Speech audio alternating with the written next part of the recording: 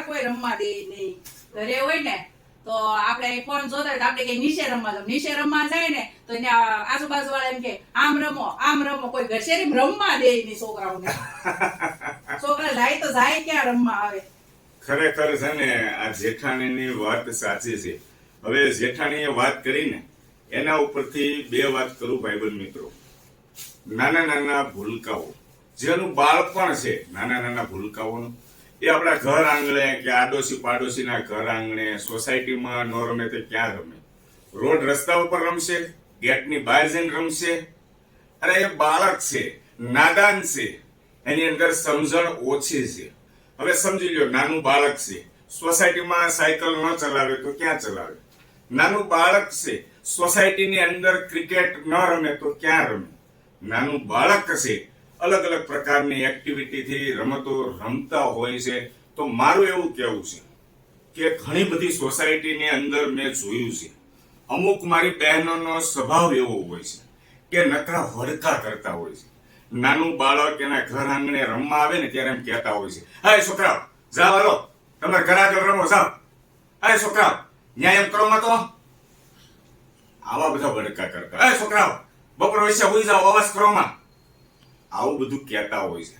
આજે તમને અને મને ખબર છે, આજે આજ દીકરાઓ માટે ઘણા બધા ઘર એવા છે કે જે સૂના સૂના છે, જ્યાં બાળક નથી. એમને બાળકની ઝંખના છે, પણ ભગવાને એમને બાળક નથી આપ્યું. ઘણા બધા લોકો એવા છે કે બાળક પ્રત્યે એટલો બધો પ્રેમ ભાવ હોય, લાગણી હોય કે બીજાના બાળકો જે અનાથ આશ્રમની અંદર બાળકો હોય એ બાળકોને જમાડવા જતા હોય, બહાર જાય છે ને જમાડવા, ખુશ કરે છે. આપણે આપણા ઘરની આંગણ રમતા નાના નાના ભૂલકાઓ ને આપણે ચોકલેટ ન આપીએ તો ચાલશે, બિસ્કિટ ન આપીએ તો ચાલશે, પણ વડકા તો ન કરવા જોઈએ. આજે હું એમ કહું છું, સોસાયટીએ મારી બહેનો અને માતાઓ બેઠા હોય, એમાંથી 5 બહેનોનો સ્વભાવ એવો હોય કે જે નાના નાના ભૂલકાઓ સાથે વડકા કરતા હોય. એના હિસાબે બીજી 2 બહેનોની આમ મગજમારી થતી હોય, ઘર્ષણ થતું હોય, આવું બધું થતું હોય છે. તો મારું એવું કેવું છે કે બીજી 5 બહેનો હોય ને, એ 5 બહેનોને બીજી 2 બહેનો ના પાડતા હોય ને તો પાછળને એક થઈને એને સમજાવવા જોઈએ. કારણ કે એની ઘરે પણ એમનો દીકરો હશે, દીકરાની ઘરે દીકરા હજી નહીં હોય, ચાલો, પણ આવનારા સમયમાં એની ઘરે દીકરાનો પણ જન્મ થશે. બરાબર છે? તો એ રમવાના છે કે નથી રમવાના? બાળક ભગવાનનું રૂપ હોય છે. આજે તમે ને હું બધા સમજીએ છીએ, આપણે એમ કહીએ છીએ કે નહીં વારે વારે, બાળક ભગવાનનું રૂપ હોય છે. તો ભગવાનનું રૂપ છે, એની સાથે આપણે વડકા કરવાના? આમ કહેવાના, અલે છોકરા જાઓ તમારે ઘર સામે રમો, અલે છોકરા હુઈ જાઓ. અરે રવિવારનો દિવસ હોય, મજાનો દિવસ હોય, રજાનો દિવસ હોય, તો બાળક સોસાયટીમાં ન રમે તો ક્યાં રમે?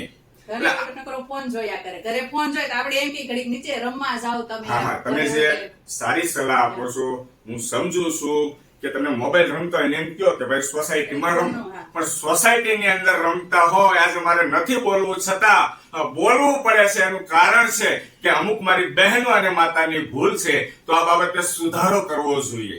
ઘણા બધા જેન્ટ્સની પણ ભૂલ છે. જેન્ટ્સ પણ ઘણા કહેતા હોય છે, મોટી ઉંમરના હોય છે, એ કહેતા હોય છે, ખીજાતા હોય છે. હા, બાળકને આપણે ખીજાવવું જોઈએ, બરાબર છે? અવાજ કરતા હોય તો કેવું જોઈએ, પણ આપણા ઘરના આંગણે રમતા હોય, બરાબર? તમે બા ના પાડો છો, કોઈને નથી પાડતા. મારો એક જ નિયમ છે, એક જ સિદ્ધાંત છે દોસ્તો. મારા ઘરના આંગણે જો બાળકો રમતા હોય, એને જો કદાચ મારી વાઈફ ઊંચા અવાજથી પણ કાંઈ કહે ને તો હું ધૂળ કાઢી નાખું. એટલે બસ વધારે નથી કહેતો. બની શકે તો આ વિડીયોને મેક્સિમમ લોકો સુધી શેર કરજો, જેથી કરીને જે મારી બહેનો અને માતાનો સ્વભાવ થોડોક કડવો છે, બાળકો પ્રત્યે જે આ રીતનું વર્તન કરે છે, તો એમના મગજના પ્લગ ખુલે. આ તમારો નાનો ભઈલો છે, આ તમારો મિત્ર છે, એકદમ મીઠો ઠપકો આપે છે. એટલા માટે ખાસ ધ્યાન રાખજો, ઘર આંગણે બાળકો રમતા હોય, બાળકો ભગવાનનું રૂપ છે, તો રમવા દેજો. જય શ્રી કૃષ્ણ.